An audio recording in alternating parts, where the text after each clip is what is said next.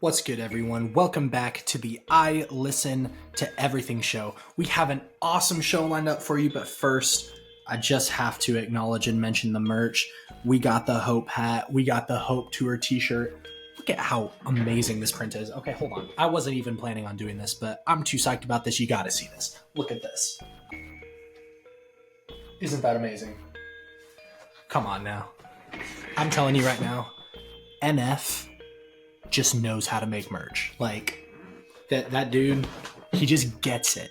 Like, it's not just his name, and it's not just the album artwork. It's something that actually looks like fashion while still rocking the tour you got to go see. It was an incredible show, and I mean, it literally happened, 2 nights ago. I went to the Huntsville stop, one of the last stops on the tour. Just felt like it was worth mentioning. So like I said, we have an exciting episode lined up for you, starting with Release Radar, as always, and there's a lot of gold in this one, so don't skip past it. Like, there's a lot of gold in this one. We have some crazy stuff last couple weeks. We've got a major, major album review, like a huge album that's anticipated. If you couldn't tell from the title, we're going to be talking about Utopia.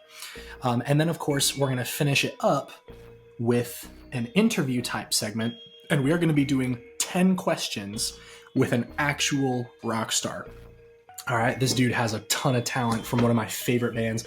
I am so stoked to get into it. Let's get into it. Sip some Dr. Peppers. Not sponsored yet. But yeah, let's just go ahead and hop right into it. I got lyricism on tab, like an iPad, meaning with a vibe coupled up, that's a dyad. I keep penmanship charging up like a nightcat. Heavy class loaded with some ammo and a notepad. I don't got no Prada yet, but I know how to shop swag. I keep going up like a rocket. Alrighty, you already know what it is. We are starting it off with Release Radar.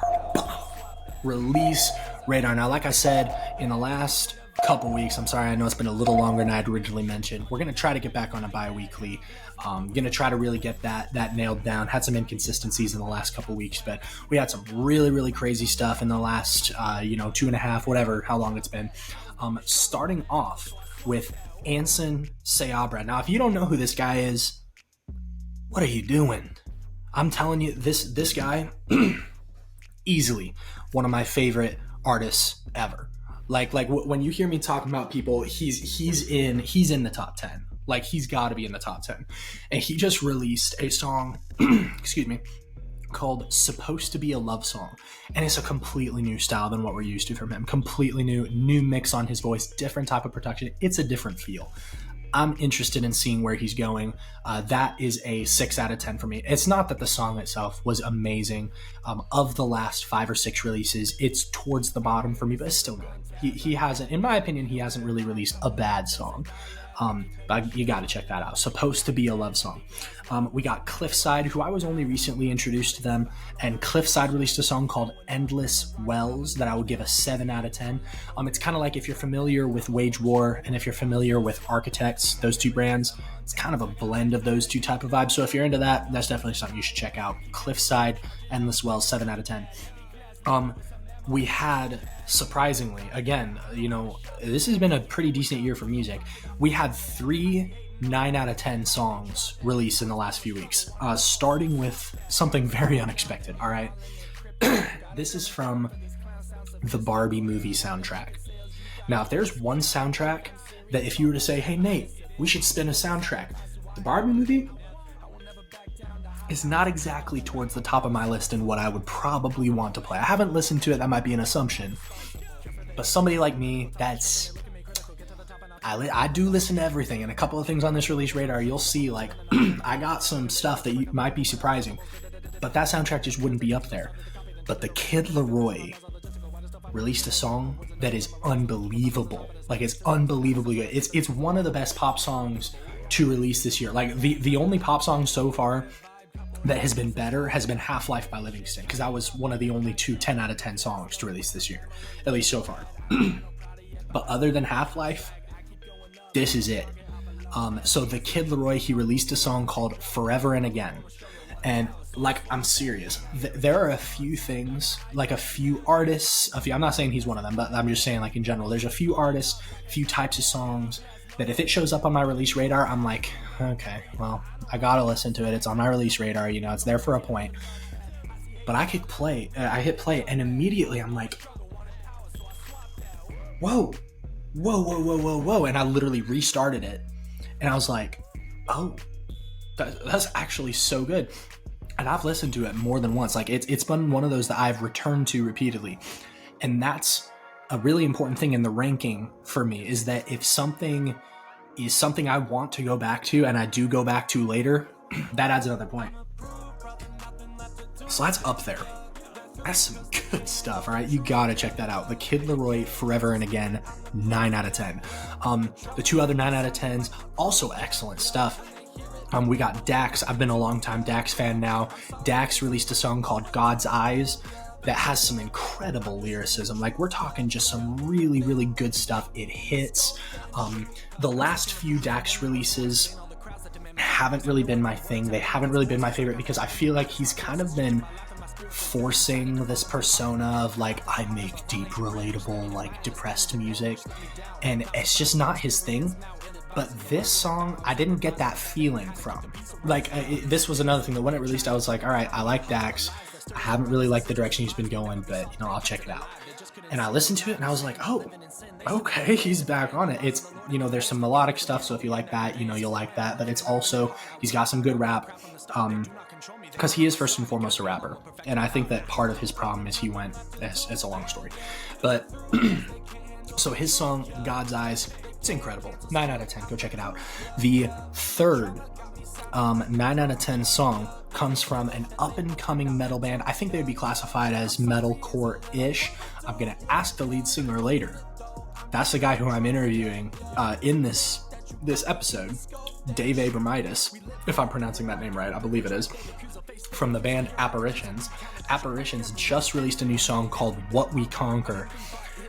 And these guys are like peak of the type of stuff that we should be expecting out of like the metalcore, just that industry, that arena. Like, these guys are so good. You want to talk about a band that has not reached mainstream level yet, like they're still underground, but they make better stuff than almost every mainstream metalcore band. Like, this is them, bro. Like, Apparitions is just, it's just good. Like, it's just so good. You gotta check it out. The guy who I'm gonna be interviewing, he's their bassist, and he also does the clean vocals, and he's just phenomenal. I got to see them live in Memphis. I think it was earlier this year. It was either earlier this year or last year. And their harsh vocalist, he brings like deathcore elements to metalcore in like a really cool way that they fuse. It's so good. You gotta check it out. What We Conquer by Apparitions. Another 9 out of 10. Let's see. We've got IL2E released a song called Love Like That. The hook and the beat were terrible. I mean, it was painful to listen to, honestly. But the reason why I'm mentioning it is because the verses were really good. So if you want a weird mix of songs, like, this is probably a 6 out of 10 or a 5 out of 10 for me. It's called Love Like That by IL2E. Interesting. Not good enough to add to my playlist. It was just an interesting thing. We've got D-Cure, who is rapidly becoming one of my favorite rappers. Released a song called Save Me. It's not the type of thing that sonically you'd think like, this is a banger, or like, I'm gonna play just because like it gets me hype. It's good lyricism. It's very chill. It's very like pondering, in kind of a similar vein to God's Eyes by Dax. Really good, made me think. And that was an 8 out of 10 for me. The only reason why it wasn't 9 out of 10 like God's Eyes is because I feel like God's Eyes was better sonically. Like, it had both. So still good, 8 out of 10. And if something is, I think what I've been going by so far is if something is 8 out of 10 or higher, it goes on my playlist. That isn't true right across the board, but that's what I'm looking at. So it was at my playlist. We got Tommy Prophet, who, if you're not familiar with Tommy Prophet, I'm telling you, you have to change that right now. Tommy Prophet is the best producer in the music industry right now. He is the exclusive producer for NF. Exclusive producer for NF. But not just that, he makes a lot of his own stuff and collaborates with artists across the industry. Like, this dude has brought together totally random people that's like, it's just so good. And so he made a song with Flurry. It's called Lovely. I would give it a 7 out of 10. It's really good. I would say it doesn't live up to the epic level of the rest of his stuff, but I don't think that was the point of this song, so it didn't bug me. It's really good. Really, really worth it. We got Wolves at the Gate again. They were on the last release radar for how good it was. They're on it again. Now, I gotta say, I was informed that the stuff that they're releasing in this project are covers, and I mistakenly called it their song. I'm going to assume that's the same thing with this because it's in the same project, so I'm sorry about that. Thank you to Lance Mosier for letting me know about that. He's followed them for a bit longer than I have, and also is kind of, for those of you who don't know, he's kind of one of the people who really got me into a lot of the bands that I follow now. He will claim that he got me into every band that I'm into right now, and that is fake news. Lance, I know you're listening right now too. That's why I'm saying this, because you can't say anything back because it's me speaking through your speakers. I love you. You're amazing. But that is a false narrative. Anyway, sorry. Just had to get that out for some reason. So Wolves at the Gate released a new song. It's called Stupid Deep. It's really good. I would give it probably an 8 out of 10. I liked it. Now, for the last one I want to mention, second to last, we have Savannah Blue, who is an artist that I discovered on TikTok. She's a pop artist, and is definitely, this is one I was talking about earlier, you probably wouldn't expect somebody like me to like. That probably doesn't make sense considering my podcast is called I Listen to Everything, but that doesn't mean I like everything I'm going to hear. So there are some things I listen to that I don't like. It just means I listen to every genre, and I'm open to anything. This is one of those things. And I followed her for probably about a year now, maybe a little less. And she has a new song called Cut 'Em Off that I would give a 7 out of 10. It was good. She has a really unique voice. She has one of those voices that sounds like somebody a lot younger than she is. So it's just unique. And then the last song that I want to mention is from Tom MacDonald. He released a song called American Flags. And Tom MacDonald, whether you love him or hate him, he is one of my favorite artists. Even if you disagree with some of the stuff that he talks about, that's totally fine. That's chill. This guy does independently what everyone else is doing with a label backing them. That's ridiculously impressive. Whether you like what he does or not, he's literally topping industry artists on a lot of charts independently, which is really inspiring for independent artists like me. And so anyway, he just released a new song. It's with Adam Calhoun. It's called American Flags. The bass is ridiculous in this song, and the hook especially. The hook is my favorite part. It's so aggressive. It's in your face. The music video is so entertaining. The way that they use like fighter jets in the background is just legit. Like, it's so good. Especially if you're a patriotic person, you will love this song. Go check it out. American Flags by Tom MacDonald. So good. I will say though, I didn't like Adam Calhoun's verse. If you listen to Tom MacDonald, something he's posted a lot about lately is that he's taken a little break because he's been working on some really next level stuff. He's been leveling up a lot of his actual just straight up rap abilities. Like, he's not just doing it for shock factor. He's really trying to hone in on, this is a skill. And you really see that in his verse. I feel like you don't see that in Adam's verse. It's very easy. It felt a little lazy compared to the effort that Tom put in. So that's why it's not a ridiculously high ranking to me. If his verse matched the energy of Tom's, I would probably rank it higher. I would probably give this a 7 or 7.5 out of 10. Again, it's not that it was, a bad song because it had a bad verse. The beat is unbelievable, and Tom, he always produces his own stuff. So unless Adam produced this one, he produced it too. So that alone's incredible. And then the hook and Tom's verse, just so good. Music video as well. So yeah, like I said, this is a longer release radar segment than usual. I can see we're already at almost 13 minutes. This is not usual, and it's partially because I waited so long to post this next episode. I'm sorry about that. I'll get better about that. I tried to hit these as quickly as I could, just bullet points. But like I said, like I promised you, there's so much gold in this week's release radar. I'm expecting a lot from these artists. And they really came through. Like, they really followed up on that expectation. And I really enjoyed a lot of what the industry had to put out for us these last few weeks.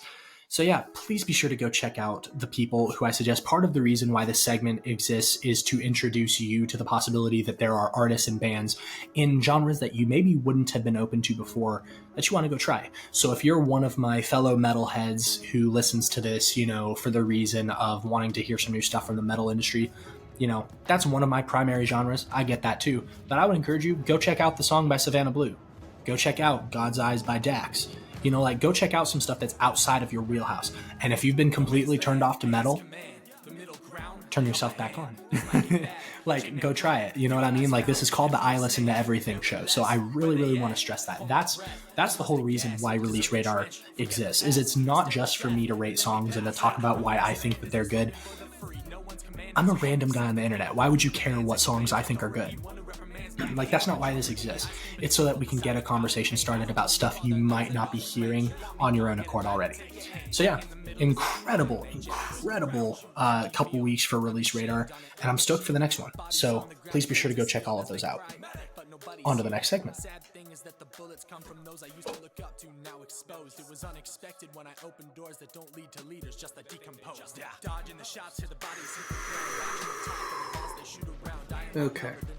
I guess we got to get into this.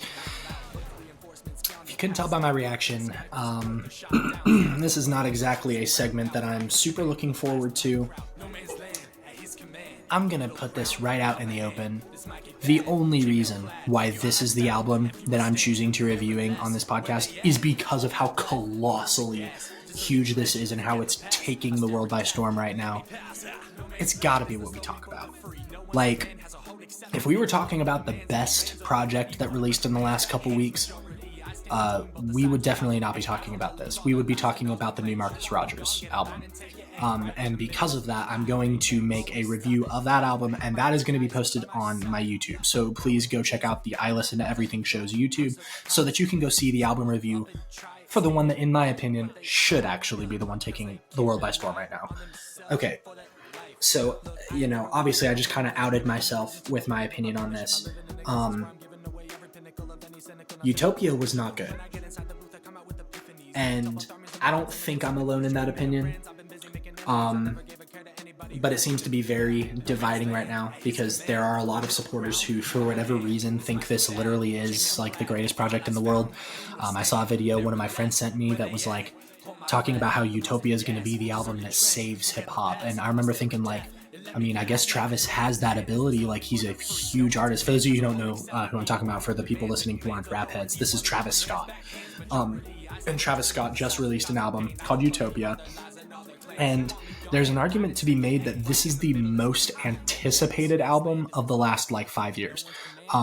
It got to the point where on every post Travis would ever make, on every post that the Rap TV Instagram page would ever post, literally it was constant, drop Utopia, where's Utopia? This will happen before Utopia drops, whatever. People have been wanting this for so long. And so I remember thinking, I'm not a huge, in the same way that when I reviewed Pink Tape and I'm not a just organically an Uzi fan, hadn't discovered it. I just hadn't listened to Travis Scott before, which might sound crazy considering that I'm a rap head, but I just never went down that rabbit hole. The stuff I have heard by him wasn't really my thing. Maybe that'll change. I'll go back, especially after Utopia released, I'll go back and see if this is a change from the type of stuff he used to do, and maybe I'll like it, but I don't know. So let's get into the project. So, as promised before, I actually do a song-by-song ranking. No, not ranking. I rate each one out of 10. And from the average, from, the repeating numbers that I'm seeing, then we'll come up with a grade for the project as a whole. I'm going to try to make this as quick as possible because, honestly, this might be a really strong statement, and there are probably going to be a lot of people who disagree with me on that, and I'm totally fine with that. Music is subjective, and we as fans are completely subjective. But listening to this album was a waste of my time. Honestly, it was a waste of my time. It was lazily constructed. Each song, the lyricism was lacking. The flow, he would repeat flows. The instrumentals were the most interesting thing about the project, and they weren't even like barely above average. It was just not a good project. This is a huge letdown. Like, it's one thing for a big artist to release a sucky album. It's another thing for an artist that's this huge, this historic of a project, this anticipated of a project, and for it to be a flop. I mean, that's a different level. So anyway, let's go through each song. So there were a bunch of these songs I literally just have a rating because I didn't even have notes for them, because there was just either so little content or there was just, I don't know. It just didn't hit me. I was like, okay, I guess this is my rating. Like, there's nothing to think about. So that's how I felt about the first 3 songs. So Hyena, that's a 4 out of 10 for me. Thank God, that's a 5 out of 10. For those of you who don't understand my rating, a 5 out of 10 is an even average. It wasn't a bad song. It wasn't a good song. If that's any standard. As soon as you get above 5, that means there were some things I found that I liked about it. As soon as you start going the other direction, that means there were things I didn't like about it, and I lean more towards not liking it. So, Thank God is 5 out of 10. And if this is any example, that 5 out of 10 is the second highest rating that I gave on this project. So, not great. My Eyes, 3 out of 10. There's too much nothing. I know I mentioned this on one of the Pink Tape songs. Or no, not Pink Tape. It was in Release Radar, and I was talking about Logic's intro track or whatever. A song should not have too much nothing. You should not have a minute and a half, especially as a rapper. Like, I get it for other genres where you're showing off your, like, the instrumental abilities of your band. When you're a rapper, you're not doing anything in the silence during your songs. So when there's a minute and a half of the same instrumental playing with a random vocal sample just playing, looped in the background, I'm like, what am I doing? You are wasting your listeners' time. You know, if you go back and you listen, so, like, I'm a firm believer in using silence and using pauses. Like, I get that, but it's gotta be tasteful and it's gotta be a part of the storytelling. When you, let's see, was it this one or was it another one? No, I'll get to that one later. There's another one that fits what I was going to say, so I'll just save it for that. So yeah, My Eyes, 3 out of 10. He released a song called God's Country on this. That's track number 5. Track 5. God's Country. I expected a lot because this is one of the songs that's apparently one of the bigger ones. Seen a lot of people like reacting to it. There's a music video for it that I watched, and it was just underwhelming. That's a 3 out of 10 for me. Right after that, we have what is, in my opinion, the best song on the project, which is Sirens. This is a 7 out of 10. When your best rated song on your project is a 7 out of 10, that's how you know you probably shouldn't have released that project. 7 out of 10. This is the first track that I really actually started rocking with. It is the only... Oh, I was mistaken. Now that I'm looking through, I had a 6 out of 10. So that's my bad. The 5 out of 10 was not the second highest rated. But anyway, 1.6 and 1.7, like, that means that there's only 2 songs on this project that I liked. It's just... And again, I could be in the minority. We're just talking about what I like. But Siren, 7 out of 10, you know, his flow was really, really good on that beat. It just worked. It was, you know, if a song has me moving to... I like to move to music. I'm not necessarily a dancer, but if I'm sitting there and I'm actually moving to it, I don't sit still if it's a song that I'm feeling. And this is the first one that I was like, oh, okay, I'm feeling it. You know, like, it made sense to me. And it got weird at the end, which was part of why it wasn't an 8 out of 10. There's just some weird stuff that he just randomly decided to throw in that made me like, okay, that was unnecessary. But 7 out of 10, you know, it's a good song. It's probably the only song that I would say on this whole project that is inherently like, it's a good song. Sirens, 7 out of 10. Meltdown, 4 out of 10. As you know, I listen to the clean versions, and I was having to use YouTube because there's no clean version on Spotify. And even with the clean version, this song is so explicit. Meltdown is ridiculously explicit. Like, even on clean version, I wasn't enjoying it because it was just every other word was being cut out. I mean, he was rhyming profanities, the same one, like 12 times in a row. And I was like, okay, you're not even being clever. Like, there's not even that redeeming factor. Even then, I still wouldn't like it, but there's not even that redeeming factor. Like, come on. It's just the low-hanging fruit. The only thing that I appreciated is that there was some Star Wars sound effects that were sampled in the background. It was like a TIE fighter shooting sound or something like that. So, like, it was one of those things where I remember thinking, it was like the one moment in the whole song where I was like, oh, that was cool. The rest of it was garbage. There's the song, he spelled a bunch of this stuff like it's slang, so I don't know if this is supposed to be fiend or feign. I think he pronounced it fiend, like as if he was saying fiend in the song. It was just weird features. This was a 3 out of 10 for me. 3 out of 10 was like a repeating ranking. 3 out of 10, weird features, and it was very repetitive. I didn't like it. Del Resto Echoes. This one was a 2 out of 10. And this is what I'm talking about, what I was saying earlier that I was going to say for now. This was weird, it was mumbly, and it was thrown together. And this is a prime example of a song that has so much nothing that doesn't build to anything. If all you're going to sit there and do is let there be long silence that builds up to nothing but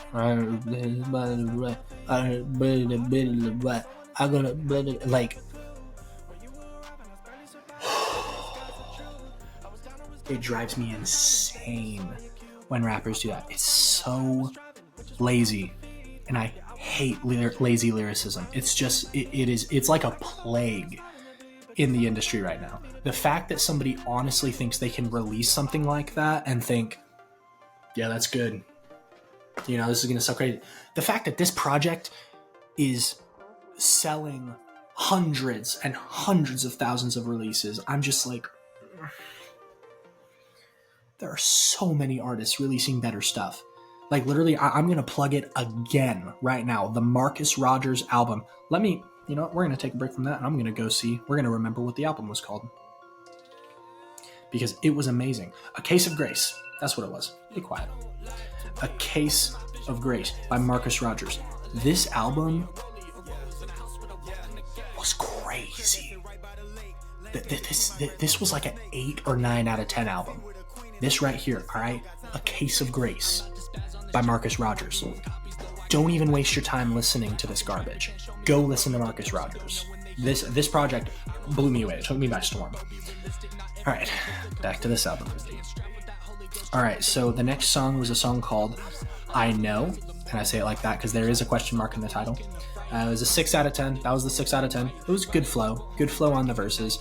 But again, if it's a 6 out of 10, I have yet to meet an artist that cannot make a 6 out of 10 or higher song. So it's still very average. I don't know. Just didn't do it for me. We got Utopia Twins, which was a 4 out of 10 for me. That went viral for some reason. I don't remember why. There's like something about... there's some explicit line about twins in there that everybody like on TikTok is making stuff to or something. I don't know. I thought it was garbage personally. Circus Maximus, that's a 2 out of 10. We got Parasail. This is a 1 out of 10. This song is literally nothing. There is a sample of a dude saying some stuff in the background that this did not add value to the project. There was nothing sonic about it. Like, I actually am all for having interludes. You know, NF has done that before. I've actually done that on one of my projects. And if it adds value, like if it's something that's actually supplemental to the message of the project, I'm actually totally behind that. That's controversial. Most people apparently don't like interludes or skits. I like them. I think it adds to the artistic message being pushed by the album. This added nothing. It just so bad. We got Schizo. I gave a 4 out of 10. There's a Kanye line in there where he's like I'm loyal, I'm still taking Ye over Biden, or something like that. It was like a Ye and Biden comparison, how he'd still vote for Ye or something like that. Made me laugh. I'm still a Kanye fan, obviously. I don't, and if, you know, whatever, if this gets me crucified by people, I don't really care. If you don't like Kanye, I think you're we're not going to get into that. It's just, yes, he said some stuff that he shouldn't have said. That doesn't take away from the fact that he is a genius, and people really just need to get over that. I love in the song, what was it? In the song, oh my word. Gotta be kidding me. There's a song on the Hope album where he has a lyric that says, you know, I love watching lames try to keep stars in the dark just because they're afraid of you. That's exactly what happened with him. So, you know, any lines that mention him, especially when it's something like this about loyalty, you know, there's a 1 redeeming factor. So that's a 4 out of 10. Lost Forever, it's a 2 out of 10. Love, that's a 2 out of 10. K-pop, that's a 3 out of 10. Telekinesis, 2 out of 10. Until Further Notice, 2 out of 10.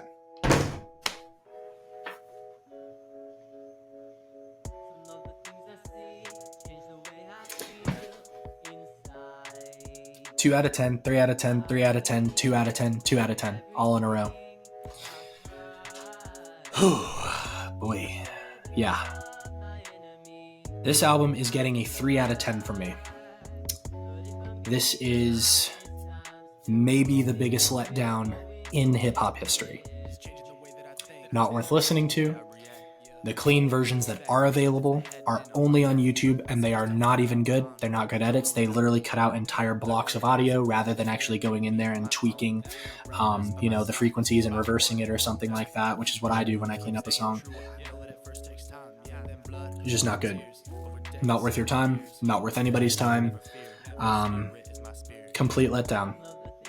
And to be perfectly honest, I'm, you know, we had to talk about it. We just had to. This is the biggest project arguably released this year. Like this is a huge deal in the hip hop world. And the fact that this huge deal in the hip hop world was a complete letdown, we needed to talk about it.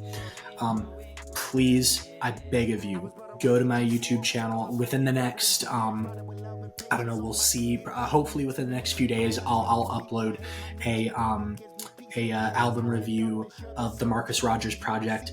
Oh, it's so good. Like, I'm telling you, song after song after song. The average ranking I was giving was like 8 out of 10. That's rare. Like, for a project to consistently have 8 out of 10 or 7 out, I think the lowest one I've given so far was a 6 out of 10 there. If the lowest that you've got is still above average, it's just so good. But yeah, Utopia, Travis Scott, 3 out of 10. Let's move on to the good part.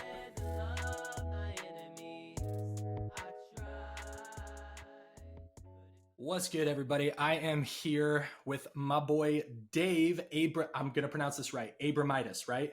Dude, you actually did. Let's go. See, that's one thing you and I share in common is that I go by Nate James because my real last name is Elmshauser. So, like, yeah, I got you. All right, Dave Abramaitys, the vocalist and bassist extraordinaire for one of my favorite bands, an upcoming metal band right now, Apparitions. So, Dave, why don't you go ahead and just introduce yourself real quick? Maybe if there's something I missed. Yeah, no, absolutely. Well, you got the last name right. That was what I was planning on correcting. So, I think we're pretty good. Otherwise, sweet, bro. Man, that's awesome. Yeah. So, for those of you who don't know, the way that I originally found out about Dave was from one of his vocal and bass covers of a Skillet song, and I don't remember which one it was, but I remember thinking, this dude is good. And like you took it and you threw in some of your more harsh vocals, I think, and made it even heavier. I don't remember which one it was, but I'd love to remember which one it actually was. What do you remember what time it was around? That's the thing. Because I know that my favorite cover you've done so far is Dominion, but I don't remember. Man, that's going to drive me crazy. I'm going to have to figure that out after this. Maybe I'll put it in the caption once I figure it out. It wasn't Surviving, was it? Surviving the Game? Oh, maybe? I feel like it was pre-Dominion, though. Pre-Dominion era. Because I remember you and I, like, when Dominion dropped, being like, oh, this is amazing. Sure. Yeah, so I think it was somewhere in 2021, and that was when I was, like, deep into college, so my covers slowed down. There's not too many options to choose from. I think Whispers was the one I did before that, but I don't remember. Okay. Then it might have been Surviving. Well, yeah, because Surviving the Game was the first single, right, from Dominion. Yeah. So you know what? That's probably what it was. Yeah. So I'm curious then. My first question for you, and for those of you in the audience, just a reminder, of course, this segment is called 10 Questions, of course. And so the first question that I have is, which did you start experimenting with or learning first, your instruments or your voice? Definitely bass. I picked up a bass because it was the easiest way to be like John Cooper. And I didn't care about playing well. I didn't care about playing correctly. All I cared about was having something that would let me imitate the guy that I looked up to. So, and everybody, I think, goes through that phase at one point. But yeah, no, I picked up a bass when I was 16. And dude, yeah, it was. Wait, 16? What's that? 16 was when you first started? Yes, sir. How old are you now? So how old are you now? I'm 22. Okay, wow. Yeah, so I did that for maybe a year and a half or so, and then at the start of 2019, when I was 17 still, when I was trying to maybe take more seriously doing some vocal covers. There's gotcha. Stuff on the channel I certainly can't watch now because it was from the beginning days, but yeah, I understand that. Bass came first, and it was trying to be a vocalist. I looked for somebody else to fill that role for a long time, and then just kind of stepped into it myself. Yeah. Well, dude, I totally understand wanting to imitate John Cooper. That's where this whole deal came from originally. I literally, oh man, I remember seeing him, and I remember hearing him talk about like, man, people weren't like scared of me until I grew my beard. And the funny thing is, I have had the exact same experience. Yeah. Like, I'm telling you, it has literally been, I have a baby face without a beard, but then I grew it, and all of a sudden it's like intimidation. It's amazing. I love it. Consider yourself lucky you're able to grow that. I do not have such luck. Yeah, I credit that to my Norse descent. A lot of my ancestry is Viking related, so that's probably why. So, okay, this is a question I've been wanting to ask for a while. Are you the lyricist for Apparitions? Yes. That is incredible. Okay, so that transitions very well then into my next question. So your first song, as a band anyway, Poison Butterfly, still to this day, my favorite of y'all's. And I don't know if I've showed you the analytics, but it's one of my most listened to metal songs in my playlist. Awesome. Like, I listen to that song literally all the time. So my question for that is, what was kind of the process of creating that? Did the lyrics come first or instruments first? And what was the inspiration behind it? So the lyrics behind Poison Butterfly is about a very sad summer of mine. We can get into that in a second. But okay. It started coming together when I met Wyatt, who's our guitarist and songwriter. Dude's insane. Yes, he is. He's like my best friend. I met him in the summer of 2021, back when kind of I was going through it a little bit. And it was really refreshing meeting somebody who had the same kind of, we lined up in terms of what we wanted to do with music. And he has such a creative mind. Anybody who's ever heard any of our music, I mean, it's all him on the instrumentals. He's a genius. So he started sending me over some demos that he was working on. We met on Craigslist, of all places. Yeah, I saw you mention that on your Instagram story the other day. I was like, what? Yeah, dude. Everybody that's pretty much ever been in Apparitions has come through Craigslist. I think the trend is breaking right now. So we're making so, to start off. Go ahead. With Craigslist, who was it you who posted and found people, or did you reply to people, or like what was that process? I was, I'm pretty sure it was his ad first, Wyatt's, for a band separate from ours. He was working with a couple other people at the time. I think they were looking for a vocalist, and so that's when I reached out to him. We had a phone call, talked for a long time, just started talking about music, recent releases. What we wanted to do with music, basically. He was working for some progressive metal band at the time, and he was sending me stuff, and I'm like, where's the one? I can't even keep up with this. It was pretty funny. He was like, yo, I write my own stuff too. I could always send you some of that. And I was like, dude, absolutely. He's like, it's way more like streamlined. It's in 4/4. So one of the instrumentals from that first batch that he sent me happened to be a rough demo of what Poison Butterfly ended up becoming. Oh, And, okay. yeah, what was crazy is that I had the idea to write that song for quite some time, and I had the chorus melody kind of worked out, and the instrumental that he sent, the key matched up to what I heard in my head. So I'm like, that just means it's meant to be, and it went from there. Yeah, dude, that's fire, man. I love that. And I'm telling you, I don't remember if I told you this, but I remember there was literally this one flight that I had. I think it was after my first semester, and for whatever reason, I just got so locked in with that song that I had it on repeat from the time we took off to the time we landed. Like it literally was just going and going and going. I love it so much. I'm surprised you're not sick of it by this point, because I kind of am. Dude. Okay, that's funny. Yeah, every time we play rehearsal now, it's like whenever it comes up to be played and jammed out, everybody's like, okay. Yeah. Well, that seems to be the trend. I mean, whenever I see interviews with band members talking about their most popular song or their first song or something like that, sometimes it just gets a little old to have to keep doing it. But right. I love seeing it live. When I got to see y'all in Memphis, I was literally, I think I sent you the videos, right? You could hear me singing in the background because I heard you better than I heard me. Dude, I don't know. That's just one of those songs that is just a never skip for me. Well, it's great, man. I like that people are relating to it too. It was written about going through a bad experience with somebody in your life. Maybe the analogy of Poison Butterfly is supposed to represent someone who has a lot of beauty on the outside, but very rough on the inside. Yeah. One of my favorite lines in that song is the end of the chorus. Her wings are gold, her love is gray. So that's kind of the dichotomy there. If you look outside, yes. Oh. You're saying lines that hit, like especially the first time. The wings are gold, love is great. Yeah, it's like if you see it on the outside, it's something to like really behold and something to I don't know. It's something that you desire, but when you take a deeper look inside, it's real. It turns out to be unhealthy for you, and coming to a realization of that and finally putting that behind you to be able to move forward is definitely a struggle. So I wanted to convey that a lot in the way that the song progresses. The final lines of it being, the whole breakdown in the middle, the sun is black, moon is red, but I will bury you instead. It turns into the sun's a light, the moon is bright, I let you go tonight. Yeah.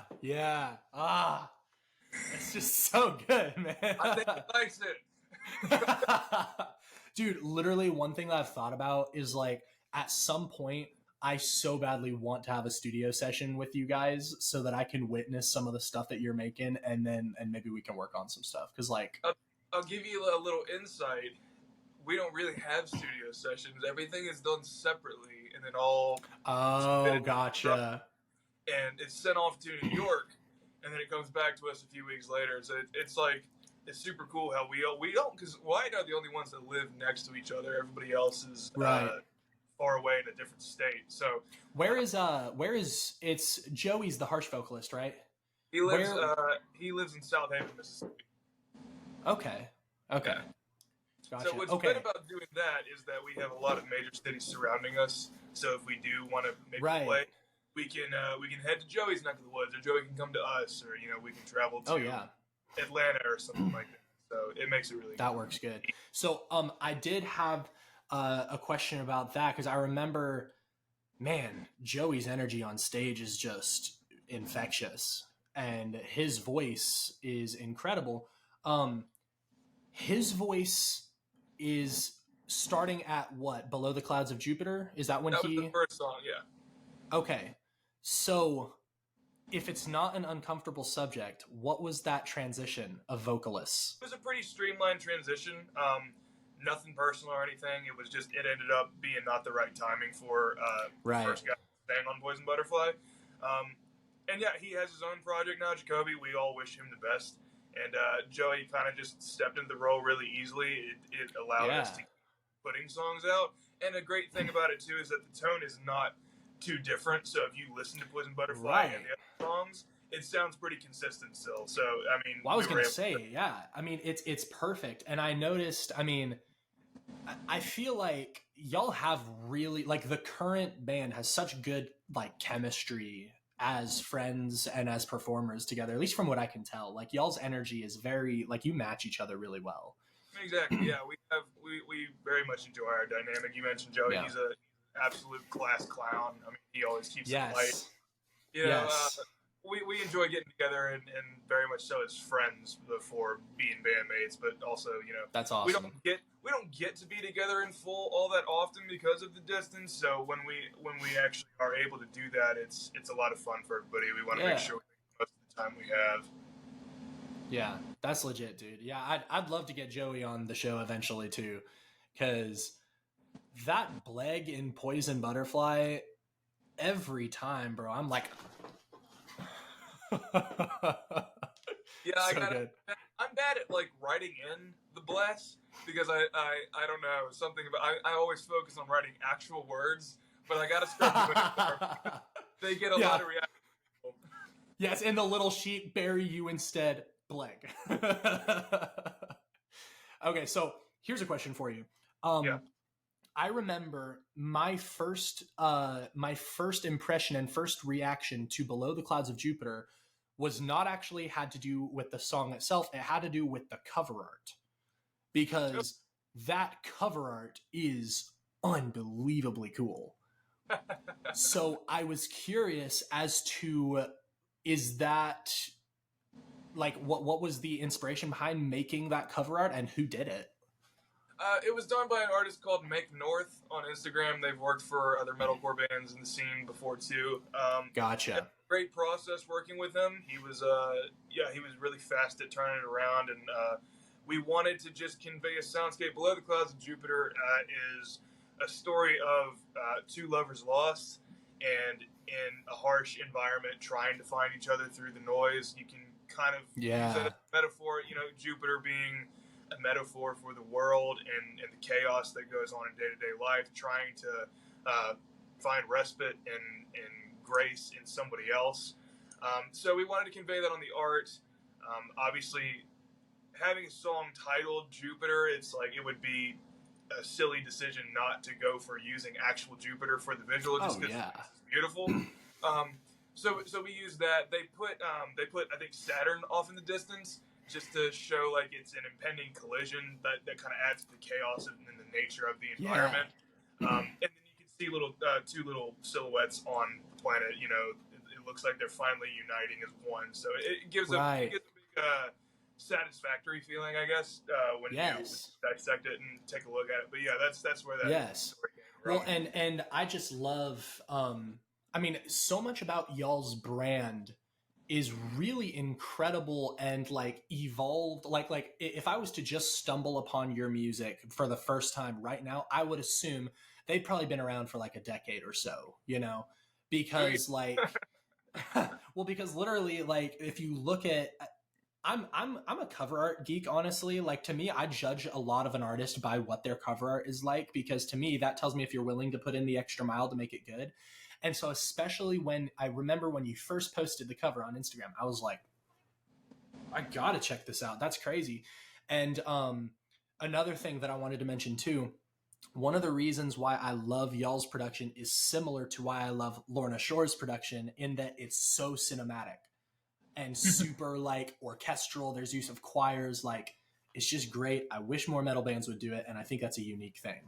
That's another part of why I love working with Wyatt and why we mix so well. When I come from, I liked rock before I liked metal, so my favorite album being Comatose. I mean, obviously there's a whole lot of symphonic in there, and I think that's, I don't know, cinematic metalcore evolved into, I think, probably my favorite niche genre. If something has like, a lot of strings, a lot of like a bright and ambient synth, something to just... There's more to metalcore. There should be more to metalcore than just guitars and drums. And when you do that stuff tastefully, it can turn into something really, really special. Yes. So actually, here's something I didn't write down that I'm actually curious. What subgenre or whatever of metal would you place Apparitions in? Because I know y'all have made it uses definitely a span of different styles, but Yeah. do you think you could narrow it down? I would probably encompass it generally as just modern metalcore. Some people have referred to us as gent, because that's a whole other world in itself. But you're exactly right. When we have dabbled in kind of a lot of different, we've kind of pulled in a lot of different directions since starting. I mean, Tears Away even being a song that has no screaming at all. Right. That's more of a rock song that has a breakdown into it. That song was made because I wanted to have something in our catalog that if Skillet ever came calling, we could pull something out that was appropriate to play for their fans. I kid you. That's the story behind that. Dude, I love that so much. I remember when we met at Winter Jam and we talked a little bit, and I remember you mentioning that and me being like, that's totally something I would do. That's a great thing to do. Yeah, man, I love that. So, Aokigahara on the same on the opposite end of it, not the same. We were able to get that song submitted to deathcore playlist because of how heavy it turned into, and Coda kind of in the same way. We kind of refined a little bit with Coda. We that's exactly, if I could pinpoint somebody or some song on where exactly we want to sit, I think it would be The Sound of Coda. Okay. It's angry. It's also a little sad. It's got ambient sounds to it. It's peak metalcore, if you ask me. It's the kind of stuff I love writing. We've got a lot of other unreleased stuff that sounds in that same vein, because it's just my favorite place to sit. Dude, I'm so excited to hear what y'all have next. Like, that's legit. So I only have, let me see, I have 3 questions left. So first of all, as previously mentioned several times, you and I have in common that our favorite band, at least I think it's still your favorite, is Skillet, of course, right? Okay. So give me your top 5 Skillet songs. Oh, wow. I got this narrowed down pretty. I've had many years to sort this out. Yeah. 5 and 4 always change for me, but I'll go 5 is Forsaken, 4 is Savior, 3 is Comatose, 2 is Rebirthing, 1 is Whispers in the Dark. Beautiful. That's some classic stuff right there, dude. That's great, dude. I love that. And see, and that too, top 5s like that are such an evident thing of what shows like you actually love Skillet. When I ask people and they're like, my top 5 is Monster, Hero, Awaken Alive. Dude, every time I ask someone, hey, have you listened to Skillet? I like Monster. I'm like, I get it. It's a great song, but like, it's like NF. It's like NF with Let You Down. It happens a lot. I've met those same kind of people. It's just what comes with being big and having a huge, monstrous hit single that everybody's heard, everybody loves it, and that's a lot of people will just stop at it. And exactly. And there's somebody out there in the world that genuinely thinks Monster is the best Skillet song. I guarantee. Oh yeah, yeah. Yeah, and see, and I'm actually in the apparently minority of people who Dominion is actually my favorite Skillet album. That's a super unpopular opinion. I won't disagree. Yeah, like that is a ridiculously unpopular opinion. But to me, what's incredible about them, and I feel the same way, this is an odd comparison, I feel the same way about Imagine Dragons, that Skillet has evolved so much. Like they've experimented with so many things, but they're still Skillet, and you can still listen and be like you listen to Dominion and it's like, this is definitely Skillet, but like, whoa, that's interesting. You know, I didn't think they'd do that, especially with a song like White Horse. Like, that's out there.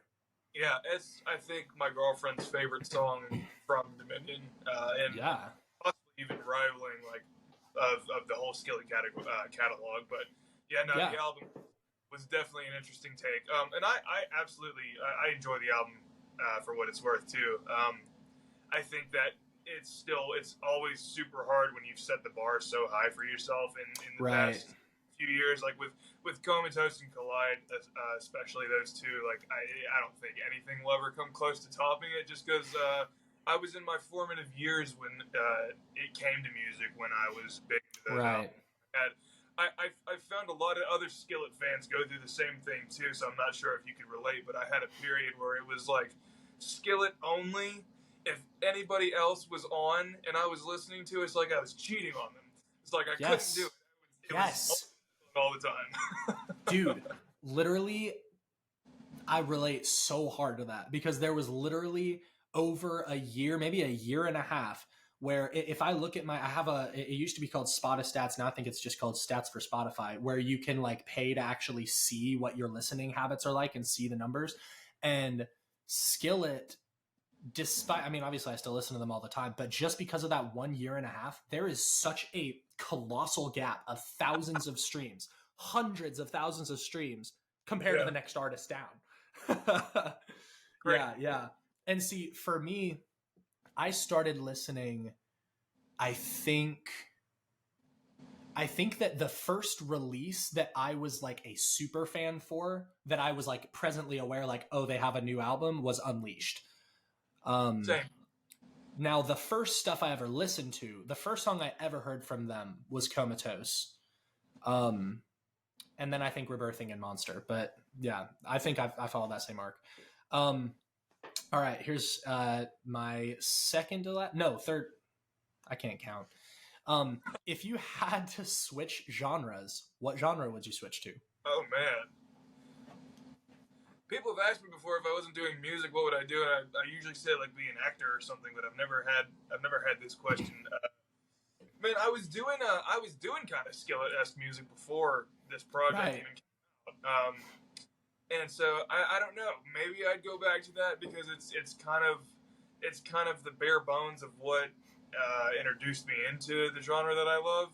I could be cheeky and just be like, well, if I wasn't doing modern metalcore, I'd do symphonic metalcore, but I'll do that. Yeah, that's cheating.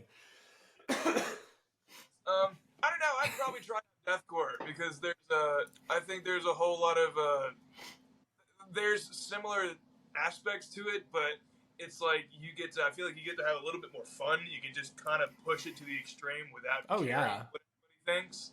Yeah, well, and the fans love the harder you push. Exactly, and with bands like Lorna and Shadow of Intent, Brand of Sacrifice, those kind of putting more of a spotlight onto the scene now. It'd be cool. I'd probably have more time to like, not using it as an excuse now, but I would probably focus more on doing intricate bass stuff, just because I wouldn't be singing in that genre. Deathcore fans don't take too kindly to that all the time, so I would definitely be taking a step back and see what I could bring on the instrument as opposed to my voice. So I was curious because I've heard you do harsh vocals before. Do you think we could ever expect to hear you do harsh vocals for Apparitions, or probably not? On live is definitely something I want to try and get on, especially since I write stuff that sometimes overlaps. So I'll give it to Joey and just like I'll see him doing it. And he's like slowly turning into a tomato, and I'm like, "You want some help?" Like, I'll give you some help. So for live, definitely. But no, the reason I mainly write our harsh vocals too, and so all of the unreleased demos that we have my voice on them just to match it up. Yeah, so and then Joey goes and puts his spin on it because he's like so much better than I am. Gotcha. That's the reason why I could never be a dual vocalist full time, just because I don't have like the lung capacity for screaming. I'm like, I'm already out of breath. Yeah. I get that. Yeah. Okay. Well, sweet. Yeah, I mean, deathcore would be fire. That's something that I have. No, I'm not going to say that. I'll tell you afterwards. There's some secret stuff, yeah. I know that Wyatt would... I can still probably be working with Wyatt because he knows the genre well, too. And he's like, just crank out some deathcore. And he'd be like, all right, here you go. I got you. Yeah. Okay, so if you could pick any venue to rock, like tomorrow, what would you pick? The Tabernacle in Atlanta, Georgia. That was where I first saw Skillet. Are you serious? I'm not even joking. I drove 5.5 hours and I saw them at the Tabernacle in Atlanta. Mainly because I know that I think my mom would like burst into tears if I step on that stage. That's a very, very special venue to us. We went there when I was 11, and there was a wrestling show that came through town. Yeah, we got to experience a great time. That's one of our like favorite memories ever together. And then That's awesome. I've seen Skillet there a few times. I know at least once. But the venue's beautiful. I love the way that it's laid out, the stage, and especially I think it's an organ behind the stage, giant organ. And it's I'm not promising anything, but it may not be too far fetched, in the future. But Ayo. that would absolutely be probably my proudest accomplishment as a musician so far. Yeah. We that off. Dude, that's legit. If I'm able to, I'm gonna try to make it to that. I expect to see you there, sir. Dude, hey, I came through on my promise to start the pit at the Memphis show, so I will happily start the most vile, nasty pit you have ever seen. These are big. They need to be fulfilled. Dude, we can start a rowboat pit if you want. Get on some Amon Amarth stuff. All right, so the very last question: what are your plans for the near future? Basically, just let the audience know. I mean, they if they've listened to the start of this podcast, then they know one of my segments is called Release Radar, where I go over new stuff that's in my release radar, and your song is going to be one of them. So they definitely know of its existence. But why don't you give us a little bit of info on it? Yeah, our new single, What We Conquer, is out now. It came out 2 days ago, and I want to extend a special thank you to anybody who's given it a spin. It has been our fastest growing release, so much by far. We've cracked that 1K barrier in just 2 days, and that's unheard of for us. Let's go! Yeah, so thank you very, very much to anybody who's given it love. I hope that you will continue to do so. Anybody who hasn't heard it yet so far, for fans of modern metalcore era, Wage War, If I Were You, Currents, those kind of bands, I think you'll like it. We got some heavy gutturals and some awesome dynamic between the screaming and singing, great clean chorus, and Wyatt does the most killer solo I've ever heard, but don't tell him that. It's wild. Yeah, it's pretty awesome. We're super proud of it and are so grateful for all the support seen thus far. You can find it on all streaming platforms. And as far as the future after that, we got big plans. This is the last standalone single release that we'll be doing until something greater than just itself comes out later this year.